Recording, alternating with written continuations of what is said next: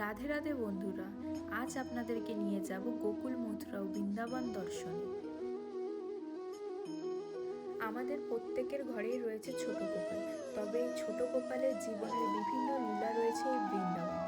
সেই সমস্ত লীলাক্ষেত্রগুলিকে স্বচক্ষে দর্শন করার সৌভাগ্য পেয়েছিলাম আমরা, সেইগুলোই আমি আপনাদের সাথে শেয়ার করছি।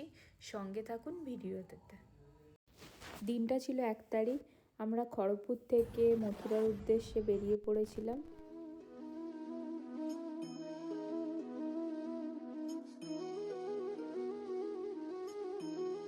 তারপর প্রাকৃতিক দৃশ্য দেখতে দেখতে আমরা পৌঁছে গেলাম পরের দিন সকালবেলা মথুরা জংশন।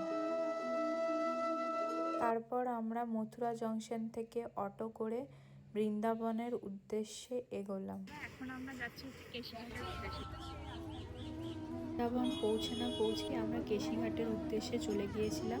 এটা হচ্ছে সেই কেশিঘাট। এখানে হচ্ছে যমুনা নদীতে আমরা দীপদান করেছিলাম। কেশিঘাট থেকে তারপর আমরা নিধিবনের উদ্দেশ্যে বেরিয়েছিলাম। দেখুন রাতের অন্ধকারে নিধিবনটা কতটাই সুন্দর।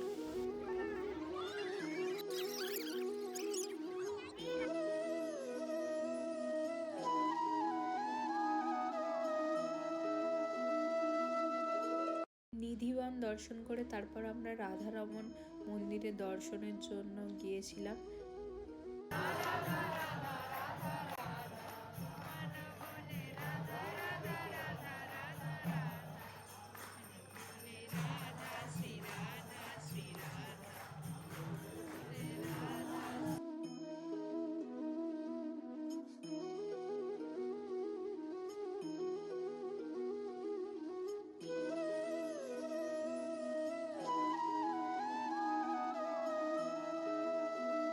ফার্স্ট দিনের ব্লগটা এখানেই শেষ করছি। দেখা হচ্ছে নেক্সট ব্লগে নতুন কোনো জায়গায়। এখানে আমরা কিছু ছবি ক্লিক করেছিলাম, সেগুলো আপনাদের সাথে শেয়ার করলাম। ব্লগটা কেমন লাগছে অবশ্যই জানাবেন। আর ব্লগটা যদি ভালো লেগে থাকে তাহলে লাইক, কমেন্ট, সাবস্ক্রাইব করে পাশে থাকবেন। শুভরাত্রি, ভালো থাকবেন।